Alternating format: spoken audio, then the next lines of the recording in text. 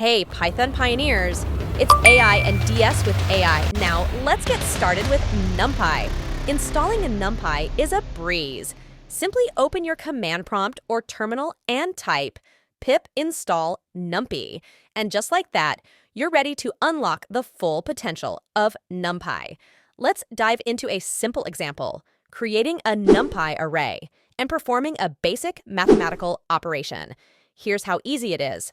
Let's take an example of numpy 1 and 2 dimensional array. Type import numpy as np. Here, np is an alias, which is used to referring same thing, means it's the alternate name of numpy. A, 1, 2, 3, 4. Numpy array equal to np dot array in bracket A, and then print, and here you get the array. Now, for two-dimensional array, take an example. B equal to, give two-dimensional array to it, let's say 1, 2 to 3, and 3, 2 to 1, and multiply it by 2, and then print B, and here you get the output. Notes, do follow my Instagram account, subscribe for more coding adventures, and let me know what Python topics you're eager to explore next. Stay curious, stay coding.